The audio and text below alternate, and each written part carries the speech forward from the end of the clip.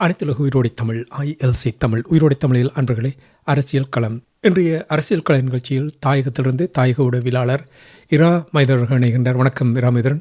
வணக்கம் தானண்ணா, அன்புறவுகளுக்கும் நேர வணக்கம்.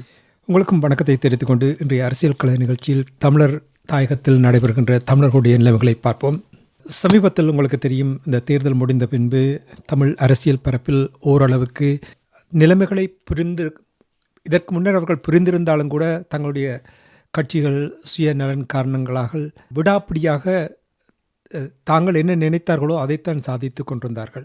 ஆனால் இப்பொழுது அந்த தேர்தல் முடிந்த பின்பு அணுகுமுறைகள் கட்சிகளிடம், தனி நபர்கள், நாடாளுமன்ற உறுப்பினர்களிடம் மாற்றங்கள் இருப்பதை அவதானிக்கக்கூடியதாக இருக்கின்றது. குறிப்பாக உங்களுக்கு தெரியும், தமிழ் தேசிய கூட்டமைப்பு அது ஒரு கூட்டமைப்பாக இருந்து அது தமிழ் மக்களை பிரதிநிதித்துவப்படுத்தக்கூடிய ஒரு வகையில் இருந்து கொண்டு வந்ததை திட்டமிட்டு குழப்பினார்கள். ஆனால் தேர்தலுக்கு பின் அவர்கள் பாடம் கற்றிருக்கிறார்கள் போல் தெரிகின்றது. ஆனால் அங்கே குழப்புவதற்கும் அங்கே தொடர்ச்சியாக இருப்பது போல் தெரிகின்றது. தமிழ் தேசிய கூட்டமைப்பு மீண்டும் இயங்க வேண்டும் என்று இப்பொழுது அங்கே நிறைய குரல் எழுப்பப்படுகின்றது. இது தொடர்பாக நீங்கள் முதலில் எவ்வாறு பார்க்கிறீர்கள்? உண்மைதான். ஏற்கனவே நாங்கள் இந்த பொது தேர்தல் ஏற்படுத்திய அந்த தாக்கம், ஜனாதிபதி தேர்தல், அதைத் தொடர்ந்து பொது தேர்தலிலே தமிழ் மக்கள் வழங்கிய மரண அடி, தமிழ் தேசிய கட்சிகளுக்கு வழங்கிய மரண அடி அவர்களை இவ்வாறு சிந்திக்க வைத்திருக்கின்றது. அடுத்தடுத்து தேர்தல்கள் எப்படியேனும் இந்த வருடத்துக்குள் 2 தேர்தல்கள் நடைபெறுவதற்கான ஒரு ஏது நிலை இருக்கின்றது. வருகின்ற ஏப்ரல் மாதத்திலே உள்ளூராட்சி மன்ற தேர்தலும் வருட இறுதிக்குள்ளாக மாகாண சபை தேர்தலும் நடைபெறுவதற்கான வாய்ப்புகள் இருக்கு. ஏற்கனவே 2 பெரும் தேர்தல்கள் கடந்த ஆண்டு நடைபெற்று முடிந்திருக்கின்றது. எஞ்சி இருக்கின்ற உள்ளூராட்சி மன்ற தேர்தல், மாகாண சபை தேர்தல்கள் எப்படியேனும் இந்த வருடத்துக்குள்ளாக நடைபெறுவதற்கான வாய்ப்புகள் இருக்கின்றது. ஆகவே ஒரு அனுர அலைக்குள் ஒட்டுமொத்தமாகவே சகல வகையான தேர்தல்களிலும் தேசிய மக்கள் சக்தி ஒரு வெற்றிவாக சூடக்கூடிய ஒரு நிலையை நோக்கி அவர்கள் நிலவரங்கள் அவதானிக்கப்பட்டு வருகின்ற நிலைமையிலே தமிழ் மக்கள் மத்தியிலும் மிகப்பெரிய ஒரு ஏமாற்றம் இந்த தமிழ் தேசிய கட்சிகளுடைய செயல்பாடுகள் தொடர்பாக வலுவடைந்து வருகின்ற அதனுடைய ஒரு தாக்கமாகத்தான் இந்த கடந்த தேர்தல் முடிவுகள் பிரதிபலித்திருக்கின்றன. இந்த பின்னணியில் தான் மீண்டும் ஒரு ஒற்றுமை கோஷம் என்பது பரவலாக முன்வைக்கப்பட்டு வருகின்றது. குறிப்பாக தமிழ் தேசிய கூட்டமைப்பை மீளுருவாக்கம் செய்ய வேண்டும் என்ற கோரிக்கை ஏற்கனவே கடந்த காலங்களிலே பலரும் இது தொடர்பாக பேசி வருகின்றார்கள். இப்போது வலுவாக எல்லோரும் ஒரே புள்ளியிலே ஒரே விடயத்தை பேசுகின்ற ஒரு நிலைமை இப்போது உருவாகி இருக்கின்றது. இந்த வாரத்திலே நீங்கள் எடுத்து பார்த்தால் நீதியரசர் CV விக்னேஸ்வரன் அவர் இப்போது ஒரு தீவிர ஒரு கட்சி அரசியலிலிருந்து ஒதுங்கி இருக்கின்ற ஒரு நிலைமையிலும் அவர் வாராந்த அந்த கேள்வி பதில், வழக்கமானவருடைய அந்த கேள்வி பதில் அறிக்கையின் ஊடாக அந்த விடயத்தைக்குரிய எல்லோருமே ஒரு பொது திட்டத்தின் அடிப்படையிலே எல்லா கட்சிகளும், தமிழ் தேசிய பரப்புல இயங்கின கட்சிகள் ஒன்றிணைய வேண்டும். ஒன்றிணைவதுதான் தமிழ் மக்களுடைய விவகாரங்களை ஒரு அழுத்தம் திருத்தமான ஒரு நிலைப்பாட்டில் கொண்டு வருவதற்கு ஒரு வாய்ப்பை உருவாக்கும். ஆகவே ஒரு பொது நிலைப்பாட்டின் அடிப்படையிலே கட்சிகள் ஒன்றிணைய வேண்டும் என்ற ஒரு கோரிக்கையை நீதியரசர் CV விக்னேஸ்வரன் அவர்கள் அந்த கேள்வி பதில் அறிக்கை ஊடாக வெளிப்படுத்தியிருந்தார். அதுக்கு பின்னர் கடந்த சில தினங்களுக்கு முன்னர் பார்த்தீங்களானால் செல்வம் அடைக்கலநாதன் அவர்கள் கூறியிருந்தார், நாங்கள் கட்சிகள் எல்லாம் ஒன்றுபடாவிட்டால் தமிழ் தேசியம் அழிந்துவிடும் என்ற ஒரு கருத்தை அவர் அங்கே பதிவு செய்திருக்கின்றார். அதுபோல CVK சிவஞானமும் மீண்டும் தமிழ் தேசிய கூட்டமைப்பாக எல்லோருமே ஒன்றிணைய வேண்டியது அவசியம் என்ற ஒரு அடிப்படையிலே அவரும் கருத்தை கூறியிருக்கின்றார். இப்ப இதிலே நாங்கள் பார்க்கக்கூடிய விடயம், இப்ப செல்வம் அடைக்கலநாதன் அவர்கள் கூறுகின்ற கருத்து, தமிழ் தேசியம் ஒருபோதுமே அழிந்து விடாது.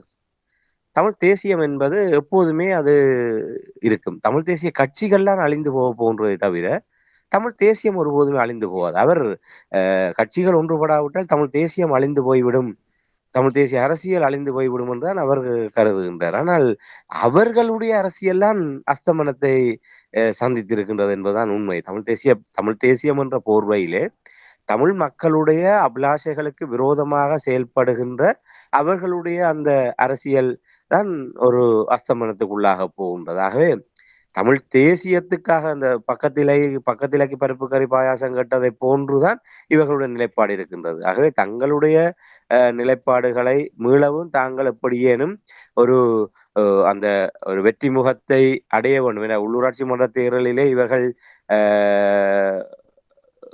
பாரிய பின்னடைவுகளை சந்திப்பார்களாக இருந்தால் அது அடுத்து வருகின்ற காலங்களிலே அவர்களுடைய அரசியலுக்கு பாரிய ஒரு நெருக்கடியை உருவாக்கும். எனவே அந்த அடிப்படையிலே அவர்கள் இந்த விடயங்களை முன்வைத்திருப்பதாகத்தான் நான் பார்க்கின்றேன். அதே போன்றான் இப்ப சிவிகே சிவஞானமும் அவர்கள் இப்போது கட்சிக்குள்ளாக இருக்கின்ற பிரச்சனைகள் பெரும் பூதாகரமாக வெடித்து இன்று மக்கள் ஒட்டுமொத்தமாகவே ஒரு தமிழரசு கட்சியை வெறுக்கக்கூடிய அளவுக்கு உள்கட்சி மோதல் என்பது இன்று நீதிமன்றங்கள் கடந்து இன்று அது ஒரு பெரிய ஒரு ஒரு ஒரு பிரச்சனையாக அது உருவெடுத்திருக்கின்றது. இப்ப இவ்வாறான பின்னணியில் தான் இவர்கள் இந்த மீளவும் ஒரு ஒற்றுமை கோஷத்தை இவர்கள் முன்வைத்திருக்கின்றார்கள். மக்கள் எப்படியேனும் இந்த விடயத்துக்குள் மீளவும் ஒன்றுபட்டால் மக்கள் அதை ஏற்றுக்கொள்வார்கள், மக்களை தம்பக்கம் திருப்பி விடலாம் என்ற ஒரு எண்ணத்தின் பாற்பட்டுத்தான் அவர்கள் இந்த அழைப்பை விடுத்திருப்பதாக நான் பார்க்கின்றேன்.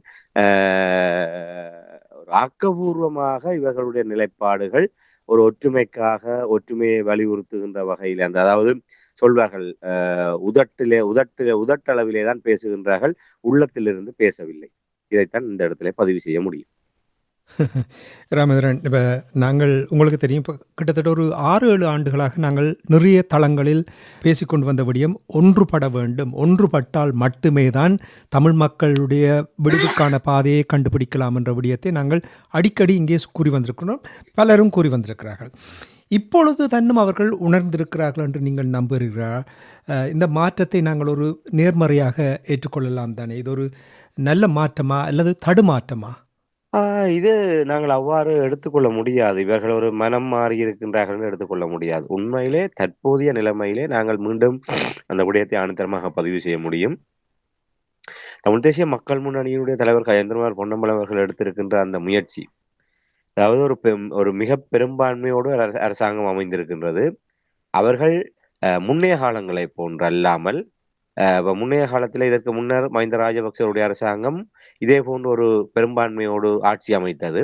ஆனால் அது ஒரு கூட்டணி, பொதுஜன பெரமுன கூட்டணி, முற்றிலுமாக ஒரு இனவாத பின்னணி கொண்ட ஒரு அரசாங்கம். அதற்கு பின்னர் நல்லாட்சி அரசாங்கம் தமிழ் தேசிய கூட்டமைப்புடைய ஆதரவோடு அமைய பெற்றது. ஆனால் அந்த காலப்பகுதிகளில் இருந்ததை விட இப்போது தேசிய மக்கள் சக்தியினுடைய அரசாங்கம் என்பது ஒரு ஒரு ஒரு தனிப்பெரும், அதாவது எதிர்த்தரப்புகள் அனைத்துமே செயலிழந்து போய் ஒரு முற்றுமுழுதாக ஒரு பக்க நிலைப்பாட்டோடு ஒரு தேர்தல் முடிவுகள் பிரதிபலிக்கின்ற வகையில் தான் இந்த ஒரு அரசு அமைந்திருக்கின்றது. அவர்கள் ராஜபக்சேக்களை பொறுத்தவரையிலே அவர்கள் தமிழர்களுக்கு எதிரானவர்கள் என்பது 100% வெளிப்படையான ஒரு விடயம். அவர்கள் ஒரு பகிரங்கமாகவே ஒரு சிங்கள இனவாத தரப்பினர் என்பது நிச்சயமாக உறுதி செய்யப்பட்ட ஒன்று. செயல்பாட்டு அடிப்படையிலும் ஒரு கருத்தியல் ரீதியாகவும் இல்லை அவர்களுடைய சித்தாந்த அடிப்படையிலுமே அவர்கள் அந்த பெருந்தேசியவாதத்தையும் பௌத்த சிங்கள பேரினவாதத்தையுமே முன்னிலைப்படுத்தக்கூடிய ஒரு கடும்போக்கான தரப்பினர் பொதுஜன பெரமுன தரப்பினர். ஆகவே அவர்கள் ஒரு பெரும்பான்மை அரசாக இருக்கின்ற போது அவர்கள் என்னத்தை செய்வார்கள் என்பது எல்லோராலுமே எதிர்பார்க்கக்கூடிய ஒன்று. அதே போன்று ரணில் விக்ரமசிங்கவாக இருக்கட்டும், மைத்ரிபால சிறிசேனவாக இருக்கட்டும், இவர்களும் அதற்கு சளைத்தவர்கள் அல்ல. அவர்கள் உதட்டளவிலே ஒரு நல்லிணக்கம், தமிழ் மக்களுடைய உரிமைகள், தமிழ் மக்களுடைய இனப்பிரச்சனை தீர்க்கப்பட வேண்டும், எல்லோருமே இலங்கையினுடைய ஒரு தாய் வயிற்றிலே பிறந்த குழந்தைகள் என்று அவர்கள் கூறினாலும், ஆனால் அவர்கள் ஒரு தனிப்பெரும்பான்மையோடு வந்தால் கூட அவர்கள் அவர்களுடைய வாக்கு அரசியலுக்காக அவர்கள் 100% ஒரு தமிழ் மக்களுடைய நியாயபூர்வமான விடயங்களை ஏற்றுக்கொள்ளாத ஒரு தரப்பாகத்தான் அவர்களுடைய கடந்த காலம் என்பது இருக்கின்றது. ஒரு தடவை அல்ல, 2 தடவை அல்ல, பல சந்தர்ப்பங்களில் அவர்கள் அதை நிரூபித்திருக்கின்றார்கள். ஜனாதிபதி ரணில் விக்ரமசிங்க அவர்கள் தன்னுடைய கடந்த நிறைவேற்று அதிகாரம் கொண்ட ஜனாதிபதியாக இருந்த போதே அதை அவரே சொல்லி இருக்கின்றார், அவரே நிரூபித்திருக்கின்றார். ஏற்கனவே நாங்கள் பல சந்தர்ப்பங்களிலே மிக தெளிவாக விரிவாக அந்த விடயங்களை பார்த்திருக்கின்றோம். அதாவது அரசியலமைப்பில் இருக்கின்ற விடயங்களை நிறைவேற்றுவதுதான் என்னுடைய தலையாய கடமை, அதை யாருமே எதிர்க்க முடியாது, தடுக்க முடியாது என்று கூறியவர் கடைசி வரை அதை நிறைவேற்றாமலே தன்னுடைய அந்த காலத்தை நிறைவுக்கு கொண்டு வந்தவர் ரணில் விக்ரமசிங்க. ஆகவே ரணில் விக்ரமசிங்க, மைத்ரிபால சிறிசேன, மஹிந்த ராஜபக்ச, கோட்டபாய ராஜபக்ச போன்றவர்கள் தமிழ் மக்களுடைய விவகாரத்திலே எப்படியான நிலைப்பாடு எடுப்பார்கள் என்பது உலகறிந்த விடயம். ஆனால் தேசிய மக்கள் சக்தியை பொறுத்தவரையிலே ஒரு மாற்றம் என்ற ஒரு எதிர்பார்ப்போடு எல்லோராலுமே எதிர்பார்க்கப்படுகின்ற நிலைமையிலே ஒரு பெரும்பான்மை ஆட்சி அமைத்திருக்கின்றார்கள். ஆனால் அவர்கள் இதுவரை தமிழ் மக்களுடைய விவகாரம் தொடர்பாக எந்த ஒரு நல்லெண்ண சமிக்கைகளையுமே வெளிப்படுத்தாத ஒரு தரப்பாகத்தான் இருக்கின்றார்கள். ஒரு நிபந்தனையற்ற முறையிலே தமிழ் மக்களுடைய ஆதரவை கோருகின்ற ஒரு தரப்பாகத்தான் அவர்கள் இருக்கின்றார்களே தவிர, தமிழ் மக்களுக்கு இந்த பக்கமும் இல்லை, அந்த பக்கமும் இல்லை, அதாவது ஆதரவாகவும் இல்லை, எதிராகவும் இல்லை என்கின்ற ஒரு மதில் மேல் பூனையை போன்றுதான் அவர்கள். என்றால் அவர்கள் தங்களுடைய வெற்றியை உறுதிப்படுத்துவதற்கும் தங்களுடைய அடுத்த 5 ஆண்டை உறுதி செய்வதற்குமான ஒரு மூலோபாயத்தை நோக்கி நகர்கின்ற போது தமிழ் மக்களுடைய விவகாரங்களுக்கு வெளிப்படையாக அவர்கள் எந்த விதமான ஒரு நிலைப்பாட்டையும் நல்லெண்ண சமிக்கைகளையுமே வெளிப்படுத்தாத ஒரு தரப்பாகத்தான் அவர்கள் நகர்ந்து வருகின்றார்கள். இது ஒரு மிக ஆபத்தான விடயம். ஏனால் எப்போதுமே இன்று கூட ஏவிபி அரசாங்கம் 159 ஆசனங்களோடு ஒரு ஒரு மிக பெரும்பான்மையோடு இருந்தாலும் இன்றும் தென்னிலங்கையிலே இனவாதம் என்பது நீறுபூத்த நெருப்பாக உயிர்ப்போடுதான் இருக்கின்றது. அது எந்த வேளையிலுமே உயிர்த்தெழுந்து ஒரு அரசியல் தளம்பல் நிலையை, ஒரு குழப்ப நிலையை உருவாக்கும் என்பது எல்லோராலுமே உணரப்படுகின்ற நிலைமையிலே இந்த தேசிய மக்கள் சக்தி அரசாங்கம் தமிழ் மக்களுடைய விவகாரங்களிலே எந்த விதமான ஒரு ஒரு சாதகமான நிலைப்பாடுகளை எடுப்பதற்கு வாய்ப்புகளே இல்லை. இந்த இடத்தில் தான் கஜேந்திரகுமார் பொன்னம்பலம் அவர்களுடைய அந்த அழைப்பு, இந்த புதிய அரசியல் அமைப்பு கொண்டு வரப்படுகின்ற இந்த நேரத்திலே இவ்வாறு ஒரு ஒற்றையாட்சி என்கின்ற ஒரு நிலைப்பாட்டோடு தமிழ் மக்களுடைய விவகாரங்களை வெளிப்படையாக அறிவிக்காத ஒரு தரப்பு பெரும்பான்மை பலத்தை பெற்றிருக்கின்ற இந்த நேரத்திலே தமிழ் தரப்பு ஒன்றுபட்டு தமிழ் மக்களுடைய தீர்வு தொடர்பாக தீர்மானமிக்க நிலைப்பாடு எடுக்க வேண்டிய தருணம் என்பதை அவர்கள் உணர்ந்திருக்கின்றார்கள், அதை வெளிப்படுத்தி இருக்கின்றார்கள். குறிப்பாக தமிழ் மக்கள் பேரவையினுடைய தீர்வு திட்டத்தை அடிப்படையாக வைத்துக்கொண்டு தமிழ் மக்களுடைய அரசியல் தீர்வு விடயத்தை அணுகுவது என்கின்ற ஒரு விடயம், பாராளுமன்றத்தை பிரதிநிதித்துவப்படுத்துகின்ற அந்த 10 பாராளுமன்ற உறுப்பினர்களையும் உள்ளடக்கியதாக 3 கட்சிகளை ஒருங்கிணைக்கிற முயற்சியில கஜேந்திரகுமார் பொன்னம்பலம் அவர்கள் அழைப்பு விடுத்திருக்கிறார். அது கால பொருத்தமான மிக மிக அவசியமாக தமிழ் தரப்பு ஆயுதங்கள் மௌனிக்கப்பட்டதுக்கு பின்னராக ஒரு மிக உச்சமாக ஒரு நிலைப்பாடு எடுக்க வேண்டிய ஒரு தருணமாக இந்த தருணம் அமைந்திருக்கின்றது. அந்த புள்ளியிலே கஜேந்திரகுமார் தரப்பு வந்திருப்பது என்பது கடந்த கால தவறுகளை கடந்து அதை நாங்கள் மனப்பூர்வமாக வரவேற்று ஏற்றுக்கொள்கின்ற அந்த நேரத்திலே அதை இந்த கட்சிகள் இன்னும் உள்ளார்ந்தமாக ஏற்றுக்கொள்ளவில்லை. இதிலே பல விடயங்கள் இருக்கின்றது. தமிழ் தேசிய மக்கள் முன்னணியுடைய கடந்த காலம் என்பது அதிலே பல செல்வாக்கு செலுத்தக்கூடியதாக இருந்தாலும் தமிழ் மக்களுடைய விவகாரம், தமிழ் மக்களுடைய நிலையில் என்று வருகின்ற போது தமிழ் தேசிய மக்கள் முன்னணியுடைய இந்த நிலைப்பாட்டை ஒரு தலைகள் மாற்றத்தை எல்லோராலுமே உணரக்கூடியதாக இருக்கின்றது. ஆகவே எடுத்த உடனே நிபந்தனை இல்லாமல் போய் இணைய வேண்டிய அவசியம் இல்லை. எல்லோருமே ஒரு பொது நிலைப்பாட்டு அடிப்படையில் இணைகின்ற போது இதுவரை தமிழரசு கட்சி தன்னுடைய நிலைப்பாட்டை வெளிப்படுத்தவில்லை. இப்ப தமிழரசு கட்சியினுடைய அண்மைய மட்டக்களப்பு களுவாஞ்சிக்குடியிலே நடைபெற்ற மத்திய குழு கூட்டத்தில் கூட இந்த கஜேந்திரகுமார் பொன்னம்பலம் அவர்களுடைய அழைப்பு தொடர்பாக விரிவாக ஆராய்வதாக அவர்கள் நிகழ்ச்சி நிரலிடப்பட்டது. ஆனால் இதுவரை அதற்கான இந்த உத்தியோக பதிலும் தமிழரசு கட்சி சார்பாக வெளிப்படுத்தப்படவில்லை. கஜேந்திரகுமார் பொன்னம்பலம் அவர்கள் விடுத்த அழைப்பு என்பது ஒரு தமிழ் தேசிய இனத்துக்கான அழைப்பு, தமிழ் தேசிய இனத்தினுடைய எதிர்காலத்துக்கான அழைப்பு, தமிழ் தேசிய இனத்தினுடைய இருப்புக்கான அழைப்பு. அதை புறந்தள்ளிவிட்டு அதற்கு உள்ளார்ந்தமாக தங்களுடைய சமிக்கைகளை வெளிப்படுத்தாத தரப்பு இப்போது தமிழ் தேசிய அரசியல்லே நாங்கள் மக்கள் தமிழ் தேசியத்தை காப்பாற்ற வேண்டுமாக இருந்தால் மீளவும் ஒருங்கிணைய வேண்டும் என்று கூறுவது எந்த விதத்திலே நியாயம்? ஆகவே அவர்களுடைய வேறு ஒரு நோக்கம் இருப்பதை உணரக்கூடியதாக இருக்கின்றது. இன்று செல்வம் அடைக்கலநாதன் அவர்கள் கூட இந்த விடயத்திலே சரியான ஒரு சமிக்கையை காட்டவில்லை. அவர் கஜேந்திரகுமார் பொன்னம்பலம் தரப்போடு சந்திப்பை மேற்கொண்டாலும் அங்கே டிஎன்ஏவாக தமிழ் தேசிய கூட்டமைப்பாக உள்ளூராட்சி மன்ற தேர்தலை எதிர்கொள்வதில் தான் அவர் கூடிய கரசனை காட்டி வருகின்றார். ஆனால் இன்று வரை இப்ப ஸ்ரீதரன் அவர்கள் முற்று முழுதாகவே கஜேந்திரகுமார் பொன்னம்பலம் அவர்களுடைய நிலைப்பாட்டை ஆதரிக்கின்றார். அதற்கு வழி சேர்க்கக்கூடிய வகையிலே அவர் தன்னுடைய நிலைப்பாடுகளை வெளிப்படுத்தி வருகின்றார். ஆனால் கட்சியாக தமிழரசு கட்சி இன்னும் ஒரு நிலைப்பாட்டை எடுக்கவில்லை. செல்வம் அடைக்கலநாதன் தரப்பு ஒரு நிலைப்பாட்டை எடுக்கவில்லை. சுரேஷ் பிரேமச்சந்திரன் அவர்கள் இந்த விடயங்களை சாதகமாக ஒரு முடிவுகளை எடுக்கக்கூடிய நிலைமை இருந்தாலும் பாராளுமன்ற உறுப்பினராக இருக்கின்ற செல்வம் அடைக்கலநாதன் அவர் இப்போதும் அந்த தமிழ் தேசிய கூட்டமைப்பு என்கின்ற கனவிலே நின்று கொண்டு உள்ளூராட்சி மன்ற தேர்தலை இலக்கு வைத்து அவர் அந்த ஒரு மனப்பால் குடித்துக் கொண்டிருக்கின்ற ஒரு நிலைப்பாடான் இருக்கின்றது. இதை நீங்கள் ஒப்பிட்டு பாருங்கள் எப்படி என்று.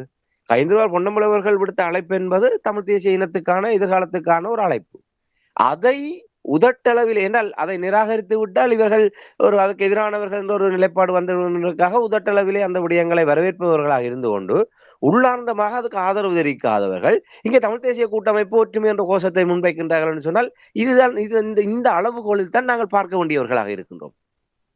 உள்ளார்ந்தமாக எந்த இடத்துல ஒன்றிணைய வேண்டுமோ அதற்கு முட்டுக்கட்டைகளை போட்டுக்கொண்டு வெறுமனே கோஷங்களை நாங்கள் ஒற்றுமை கோஷத்தை முன்வைக்கின்றார்கள் என்று சொன்னால் அவருடைய நோக்கம் என்பது இந்த உள்ளூராட்சி மன்ற தேர்தலிலே மீண்டும் எப்படியாவது தங்களுடைய இருப்புகளையும் தங்களுடைய பதவிகளையும் தக்க வைக்க வேண்டும், கைப்பற்ற வேண்டும் என்கின்ற அந்த சுயநல கட்சி அரசியல் மேலோங்கி அது மறைமுகமாக மேலோங்கி இருப்பதனுடைய அர்த்தம் தான் இந்த போலியான ஒற்றுமை கோஷம். ஆகவே என்னுடைய இந்த அவதானிப்பின் அடிப்படையிலே இந்த தமிழ் தேசிய கூட்டமைப்பாக இல்லை தமிழ் கட்சிகள் ஒற்றுமையாக இந்த அரசியல் அமைப்பு விவகாரத்திலே நாங்கள் ஒரு கொள்கை அடிப்படையிலே ஒன்றிணைய முடியாதவர்கள் இந்த உள்ளூராட்சி மன்ற தேர்தலை இலக்கு வைத்து இந்த ஒற்றுமை கோஷம் என்பது அது வெறுமனே அவர்களுடைய ஒரு சுயநல காரணத்தை முன்வைத்ததுதான் என்பதை ஆணித்தரமாக கூற முடியும். ஆகவே இதை நாங்கள் ஒரு ஆறுதலாக நாங்கள் எடுத்துக்கொள்ள முடியாது. நீங்கள் குறிப்பிட்டது வேண்டுமானால் ஒரு தடுமாற்றமான ஒரு நிலைப்பாடாகத்தான் நாங்கள் இதை ஆணித்தரமாக கூற முடியும். ராமேந்திரன், நீங்கள் கூறினீங்க இப்போ கஜேந்திரகுமார் பொன்னம்பலம் அவர்கள் எடுக்கின்ற இந்த புதிய அரசியல் அமைப்பு முயற்சி தொடர்பாக நீங்கள் கூறும்பொழுது ஏனைய கட்சிகள் உள்ளாந்தமாக ஏற்றுக்கொள்ளவில்லை என்று நீங்கள் கூறினீர்கள். குறிப்பாக இப்போ நீங்கள் ஸ்ரீதரன் அவர்களை கூறும்பொழுது அவர் உண்மைத்தன்மையோடு செயல்படுவதாக நீங்கள் கூறுகிறீர்கள். ஆனால் இப்போ இப்படி இருந்தால் எவ்வாறு அந்த ஒற்றுமையை நீங்கள் கூறுவது போல் அவர்கள் நான் நினைத்தேன் இந்த தேர்தலோடு பாடம் கற்றுவிட்டார்கள் என்று தெரிகின்றது. ஆனால் இப்பொழுது நீங்கள் கூறுவதை பார்த்தால் நடக்க இருக்கின்ற தேர்தலுக்காகத்தான் இந்த ஒற்றுமை என்ற அந்த கோஷத்தை எழுப்புகிறார்களே தவிர உண்மையாக இதய சுத்தியோடு மனசுத்தியோடு ஒரு தீர்வை நோக்கிய ஒருமித்த கருத்தோடு பயணிப்பதற்கு இவர்கள் தயாரில்லை என்று கூறுகிறீர்கள் போல் தெரிகிறது. என்ன காரணத்துக்காக உள்ளாந்தமாக ஏற்றுக்கொள்ள முடியாமல் இருக்கிறது? அவர்களை பொறுத்தவரையில் உண்மையிலே ஆயுதங்கள் மௌனிக்கப்பட்டதுக்கு பின்னரான கடந்த 15 ஆண்டு கால அரசியல் என்பது உண்மையிலே அந்த எலும்பு துண்டை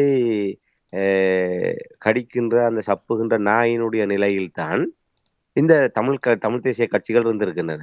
விதிவிலக்காக தமிழ் தேசிய மக்கள் முன்னணி ஒரு இறுதி தருணத்திலாவது ஒருவர் தங்களுடைய தவறை உணர்ந்தார்களா இல்லை தங்களுடைய இருப்புக்காக அவ்வாறு செயல்படுகின்றார்களோ எது எப்படி இருந்தாலும் அவர்கள் இந்த நேரத்தில் சரியான நிலைப்பாட்டை எடுத்திருக்கின்றார்கள். ஆனால் ஏனைய கட்சிகள் எல்லாமே உண்மையிலே உங்களுக்கு தெரியும், அந்த ஒரு நாய் எலும்பு துண்டை கடிக்கின்றது என்பது தன்னுடைய இரத்தத்தை தானே புசிப்பதுதான் அதனுடைய அர்த்தம்.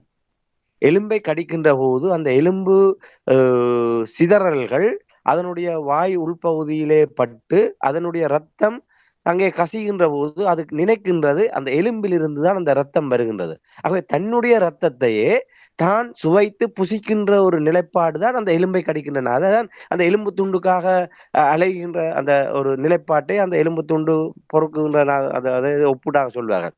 ஆகவே அந்த எலும்பு துண்டு அர்த்தம் என்பது தன்னுடைய இரத்தத்தை தன்னுடைய குருதியை தானே புசிப்பதை போன்று. ஆகவே எங்களுடைய மக்களுடைய தியாகத்தையும் எங்களுடைய மக்களுடைய இழப்புகளையும் இன்று முள்ளிவாய்க்கால் பெருந்துயரம் என்பது சாதாரண விடயம் அல்ல. 1.5 லட்சத்துக்கு மேற்பட்ட மக்கள் தங்களுடைய உயிரை அங்கே அர்ப்பணம் செய்திருக்கின்றார்கள்.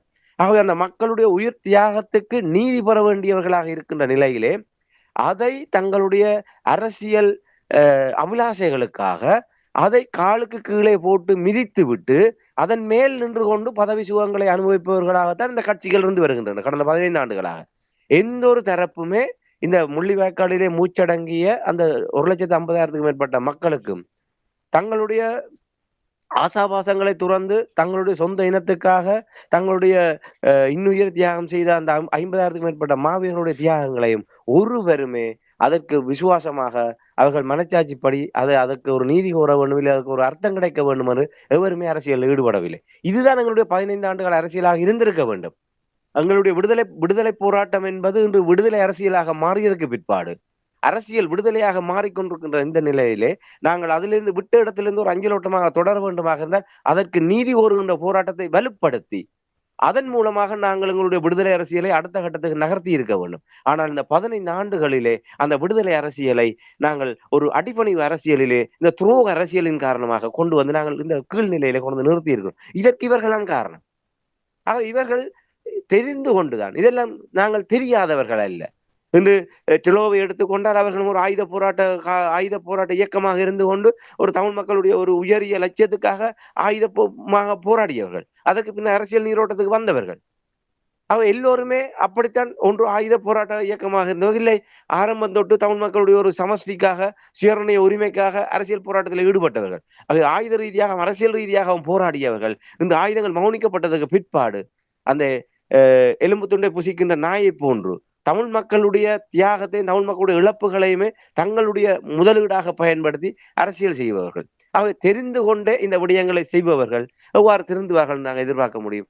அவர்கள் இதுவரை காலம் திருந்தாதவர்கள். அந்த முள்ளிவாய்க்கால் அந்த மரண படுக்கையில் இருந்தோடு இன்னும் அந்த ரத்தம் இன்னும் காயவில்லை.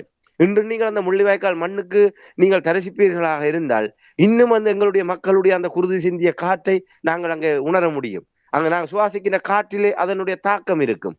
அந்த மண்ணிலே நாங்கள் கண்ணால் பார்க்கின்ற போது அங்கே நடந்த பேரவலத்தினுடைய சாட்சிகளை நாங்கள் ஒவ்வொரு தடவையும் நாங்கள் பார்க்க முடியும். அப்படி இருக்கின்ற போது அதை கடந்து ஒரு கல்மனம் கொண்டவர்களாக, ஒரு இரக்கமற்றவர்களாக, அதை தங்களுடைய ஒரு அரசியல் முதலீடாக பயன்படுத்துபவர்கள் எவ்வாறு திருந்துவார்கள்? அதை அந்த நொடிப்பொழுதிலிருந்தே தங்களுடைய சுயலாப அரசியலுக்காக இனத்தை விற்று பிழைப்பவர்கள் இனிமேலும் திருந்துவார்கள் நாங்கள் ஒருபோதுமே எதிர்பார்க்க முடியாது. அவர்கள் தங்களுடைய இருப்பையும் தங்களுடைய பதவிகளையும் அந்த பதவிகள் மூலமாக அவர்கள் சேர்த்த சொத்துக்களையும் சுகங்களையும் தொடர்ந்து தக்க வைப்பதற்காகத்தான் அவர்கள் இந்த விடயங்களை மேற்கொள்கின்றார்கள். ஆகவே உண்மையாக இவர்கள் எல்லோருமே ஒருத்தருமே திருந்த போவதில்லை.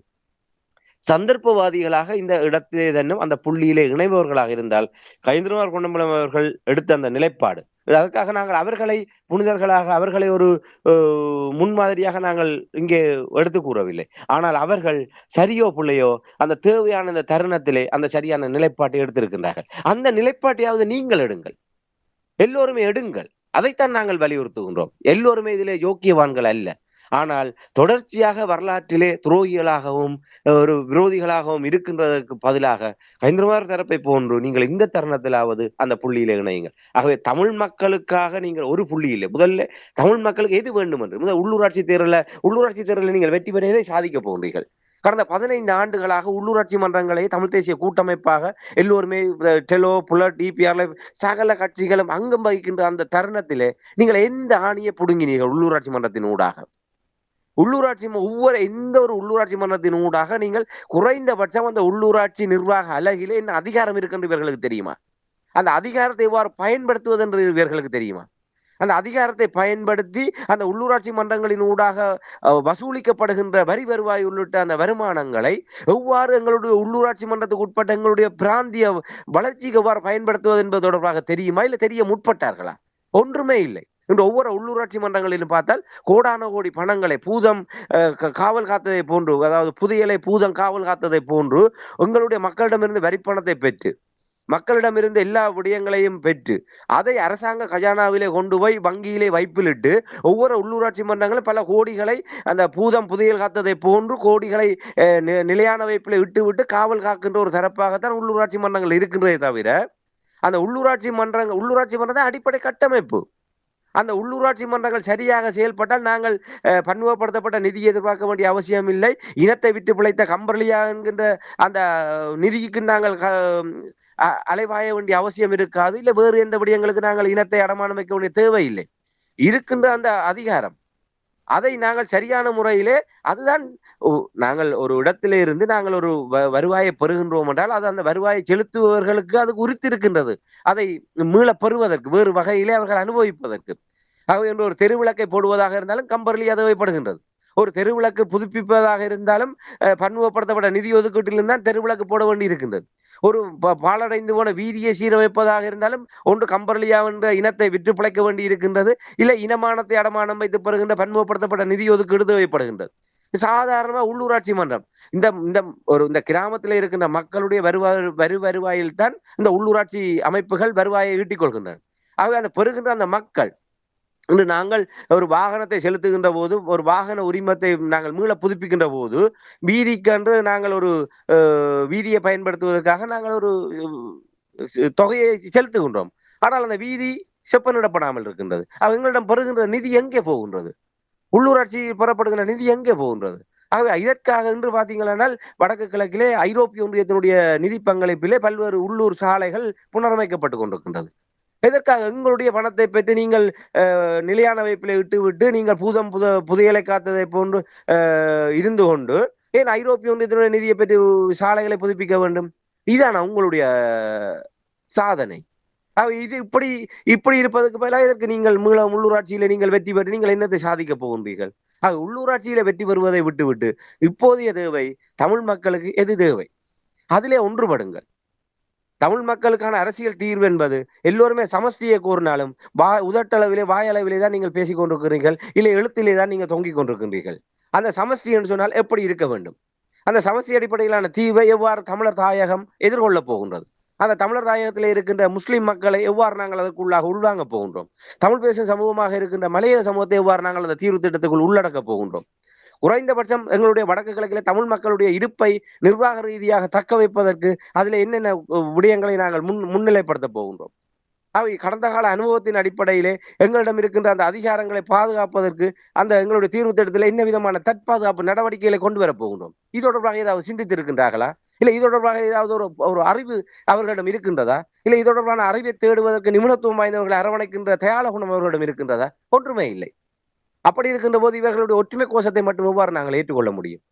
இது வெறுமனே அவர்கள் தங்களுடைய ஒரு அரசியல் சுயலாபத்துக்காகத்தான் இந்த விடயங்களை கொண்டு வருகின்றார்களே தவிர இப்போதும் மீண்டும் அனுத்தினமாக கூறுகின்றோம், சரியோ பிள்ளையோ சரிபுலைக்கு அப்பால் தமிழ் தேசிய மக்கள் முன்னணி எடுத்திருக்கின்ற இந்த நிலைப்பாட்டை, ஏனால் இது அவர்களுடைய தனிப்பட்ட அரசியல் நிலைப்பாடு அல்ல, ஒரு தமிழ் மக்கள் தமிழ் தேசிய இனத்தினுடைய ஒரு சரியான ஒரு நிலைப்பாடு. அந்த தமிழ் தேசிய இனத்தினுடைய சரியான நிலைப்பாட்டை வலுப்படுத்தி ஒரு தமிழ் மக்களுடைய அரசியல் இருப்பையும் அவருடைய எதிர்காலத்தையும் பாதுகாப்பதற்கு அனைவரும் ஒன்றுணைய வேண்டும். இல்லை என்று சொன்னால் தமிழ் மக்கள் அனைவருமே தூக்கி எறிய வேண்டும். ஏற்கனவே நாங்கள் கடந்த காலத்தில் அப்படி என்று சொன்னால் என்ன செய்வதென்று அதுதான் இந்த கடந்த தேர்தலை மக்கள் காட்டியிருக்கின்றார்கள்.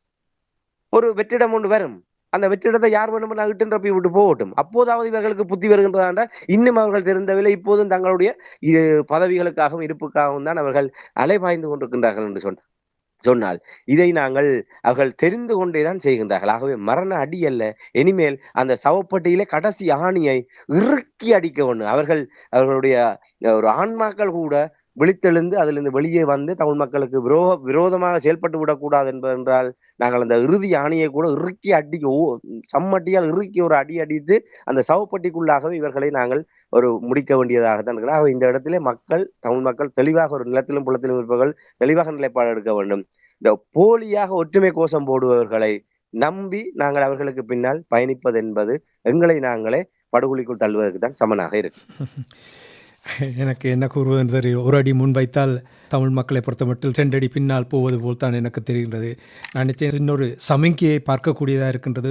ஒன்று சேர்ந்து செயல்பட வேண்டும் என்ற அந்த கோஷத்தை கேட்டதும் ஓரளவுக்கேனும் உணர்ந்திருக்கிறார்கள், திருந்துவார்கள் என்று எதிர்பார்த்தேன். ஆனால் எனக்கு ஏமாற்றத்தை தந்திருக்கிறீர்கள் உங்களுடைய ஆய்வினூடாக. இப்போ பாருங்கள், உங்களுக்கு தெரியும் இந்த பூகோள அரசியலில் எவ்வாறு மாற்றங்கள் வருகின்றது. இந்த உலகத்தில் பெரிய மாற்றம் வரப்போகின்றது. குறிப்பிட்ட காலத்தில் குறுகிய காலத்துக்கு நிறைய மாற்றங்கள் வரப்போகின்றது. ஏற்கனவே நாங்கள் பார்க்கக்கூடியதாக இருக்கின்றது.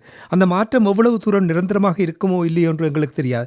ஆனால் இவ்வாறான சந்தர்ப்பங்களில் தான் சில வேளைகளில் நாங்கள் சரியாக செயல்படும் பொழுது அது சாதகமாக வந்து சேர்ந்து எங்களுக்கு ஒரு வழியை காட்டலாம். ஆனால் இவ்வாறு நாங்கள் ஒவ்வொருவரும் கடந்த 15 ஆண்டுகள் எவ்வாறு இருந்தார்களோ அதே நிலைமையில் பயணிக்கிறார்கள் என்றால் எனக்கு புரியவில்லை. எப்பொழுது இவர்கள் தமிழ் மக்களுக்காக உண்மைத்தன்மையோடு செயல்பட போகின்றார்கள் என்று நான் உண்மையிலே தட்டி கேட்பேன். இவர்களுக்கு இந்த செய்தி போய் சேர வேண்டும். அவர்களும் இது தொடர்பாக சிந்திக்க வேண்டும். ஒரு கணம் அவர்கள் தூங்கும் பொழுது உண்மையோடு தூங்குகிறேன், நான் என்னுடைய மக்களுக்காக செயல்படுவதற்கு தயாராக இருக்கிறேன் என்று தூங்குவார்களா என்றால் நிம்மதியாக தூங்குவார்கள். இல்லை என்றால் தூக்கம் அவர்களுக்கு மிகவும் கடினமாக இருக்கும் என்று இந்த நேரத்தில் கூறிக்கொண்டு இராமேந்திரன், மிகவும் வேதனையாக இருக்கிற என்றால் இவ்வளவு தூரம் எவ்வளவு இன்னல்களை எவ்வளவு தாங்க முடியாத சொல்லனா துயரை இன்னும் காவிக்கொண்டு திரிகின்ற எங்கள் மக்களை ஏமாற்றுகிறார்கள் என்று சொன்னால் எவ்வாறு ஏற்றுக்கொள்ள முடியும் என்பதுதான் என்னுடைய கருத்தாக இருக்கின்றது. இராமேந்திரன், உண்மையான மிகவும் வேதனையான நிலைப்பாடு தான். ஆனால் இந்த விடயங்களை மக்கள் மத்தியிலே எடுத்து செல்வதுதான் எங்களுடைய ஒரு ஒரு கடப்பாடாக இருக்கின்றது. ஏனால் மக்கள் போலித்தனமான இவர்களுடைய கோஷங்களை நிலைப்பாடுகளை நம்பி மீண்டும் மீண்டும் ஏமாந்து போவதை ஒருபோதுமே அனுமதிக்க முடியாது. ஆகவே நாங்கள் இந்த விடயங்களை எப்போதுமே தொடர்ச்சியாக ஒரு உள்ளாந்தமாக ஒரு தமிழ் தேசிய நிலைப்பாட்டோடு இந்த விடயங்களை கொண்டு வருகின்ற போது இவ்வாறான ஒரு நிலைப்பாடு தான் எங்களுக்கு ஒரு வெளிப்படையாக கிடைக்கக்கூடிய நிலைமை இருக்கின்றது. ஆனால் இப்போது பாருங்கள், 15 ஆண்டுகளாக அடிமேல் அடி அடித்து இந்த தமிழ் தேசிய மக்கள் முன்னணி ஒரு நிலைப்பாட்டுக்கு வந்திருக்கின்றது சொன்னால் மிக விரைவாக நிச்சயமாக ஏதோ விரும்பியோ விரும்பாமலோ எல்லோருமே அந்த புள்ளியிலே ஒரு வர வேண்டிய நிலைமையை உருவாக்க முடியும். அந்த நிலையை மக்களால் உருவாக்க முடியும் என்றால், நாங்கள் தொடர்ச்சியாக கூறுவதை போன்று மக்கள் முடிவெடுத்து விட்டால், மக்கள் மாற்றத்தை விரும்பினால், அது நிச்சயமாக தென்னிலங்கையில் மட்டுமல்ல தமிழர் தாயகத்தில் நாங்கள் அந்த மாற்றத்தை கொண்டு வர முடியும். ஆகவே அந்த மாற்றத்தை நோக்கி மக்கள் மேலும் மேலும் தங்களுடைய ஒரு திரட்சியை, ஒரு ஆணையை வழங்க தயாராக இருக்கின்ற போது இந்த தரப்புகளை நிச்சயமாக ஒரு வழிக்கு கொண்டு வர முடியும் என்ற நம்பிக்கையோடு நாங்கள் இன்றைய இந்த நிகழ்ச்சியை நிறைவு. நன்றி. அதைத்தான் நானும் கூற வந்தேன். அதாவது மக்கள் இந்த மாற்றத்தை ஏற்படுத்த நாங்கள் விரும்புகின்ற சிறிய மாற்றங்களை மக்கள் ஏற்படுத்துகிறார்கள். அவர்களிடம் பலமும் இருக்கின்றது. அவர்கள் அந்த மாற்றத்தை ஏற்படுத்துவதற்கு நாங்களும் இதை காவிச் செல்வதற்கும் அவர்களோடு உறுதுணையாக இருப்போம் என்று கூறிக்கொண்டு விடைபெறுவோம். நன்றி, வணக்கம். நிச்சயமான நன்றி, வணக்கம். எமது பார்வையாளர்களுக்கு வணக்கம். மக்களின் குரலாய் ஓங்கி ஒலிக்கும் இலக்கு மின்னிதழ் மற்றும் உயிரோடை தமிழ் வானொலி ஆகிய இவ்விரு ஊடகங்களும் உங்களைப் போன்ற எமது நேயர்கள் நண்பர்களின் ஆதரவிலேயே இயங்கி வருகின்றன. மிக குறைந்த வளங்களுடன் பல இடர்கள் மற்றும் தடைகளை தாண்டி பயணிக்கும் எமது ஊடகங்களின் பணிகள் மேலும் வளர உங்களால் முடிந்த நிதியுதவியை வழங்கி இன்னும் காத்திரமான செயற்பாடுகளை முன்னெடுக்க உதவுமாறு மிகவும் பணிவன்புடன் வேண்டி நிற்கின்றோம். உங்கள் பங்களிப்பு உங்களின் உரிமை குரலாய் ஓங்கி ஒலிக்கும். நன்றி.